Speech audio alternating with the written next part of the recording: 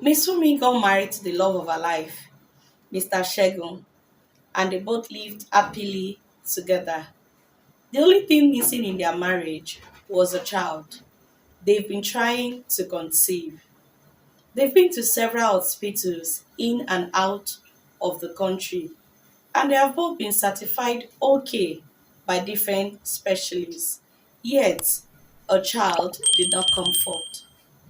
Miss Sumi will break down in tears every month, and Mr. Shegun will comfort her, telling her how she means the world to him.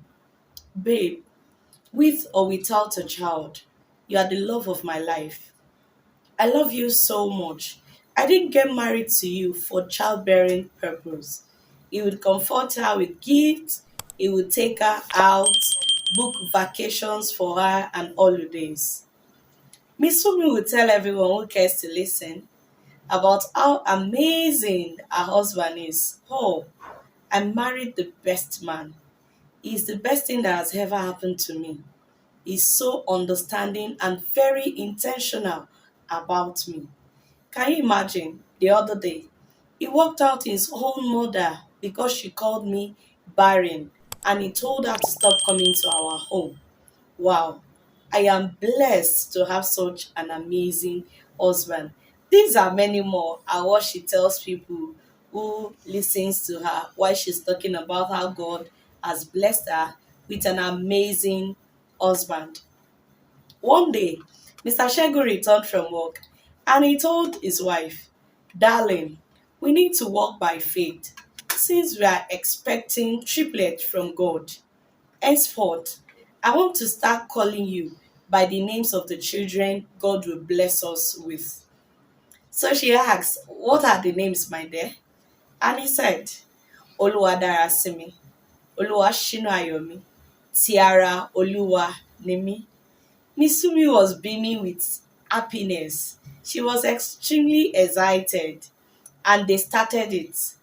She calls him by those names and he calls her by those names.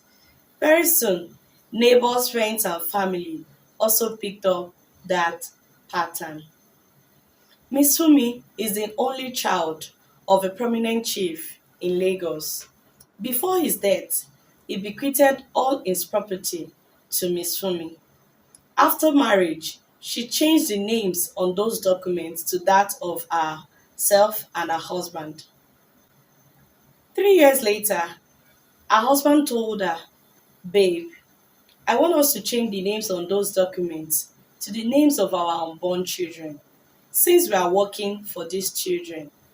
She was very happy that, see this, my husband. He's very intentional. See, he's even still thinking about children we are yet to deliver. How I love this man so much. She didn't argue with him. She called up a lawyer to do the necessary changes and adjustments, and they did. 6 years down the line, Mr. Shegun died. Oh, how devastated Miss Fumi felt. She felt her whole world had come crashing down. She cried and refused to be consoled. Everyone tried their possible best to be there for her, but she refused to be comforted because, wow, she was married to this man for 16 years. And her regret was that she was not able to give him a child before his death. She was crying uncontrollably. The family came together and they fixed the burial arrangement. On the day of the burial, Misumi sat down in front, followed by some of Mr. Shegun's siblings.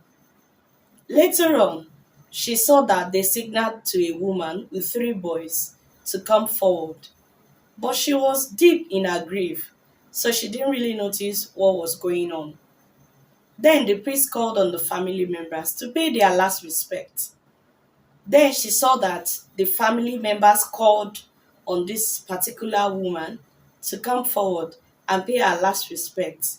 And they were saying, Oluwashinu Ayomi, Oluwadarasimi, Tiara Oluwanimi, come and pay your last respect to your father.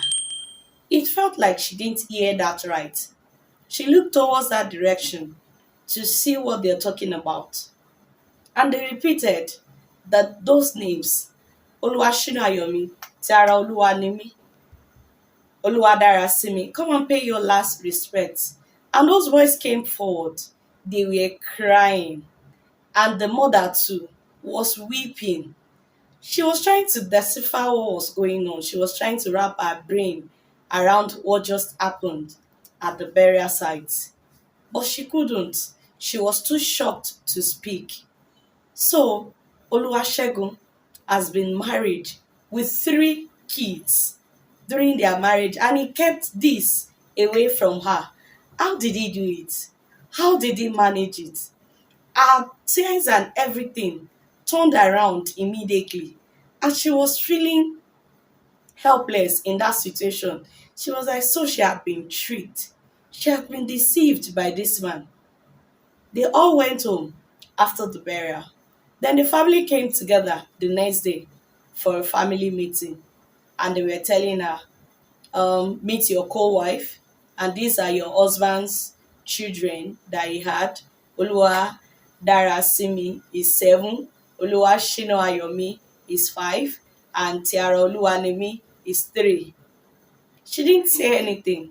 She couldn't utter the words. She was just too shocked and too heartbroken to say a thing. And from there, they started talking about sharing of property and everything. Misumi just told them that there's no need to stress themselves. She will give them everything they request for. She doesn't want to have anything to do with that family, and she doesn't want to have anything to do with the new wife and the children. Misumi left that family house. She relocated down to Ogun State, and she started her life all over again. Never trusting men, she didn't remarry. She stayed on her own because she hated men. She felt like that was the greatest deceit of her life. While they were married, he duped her of her own personal property to bequeath unto the children he had with another woman. What would you have done if you were in Miss Sumi's shoe?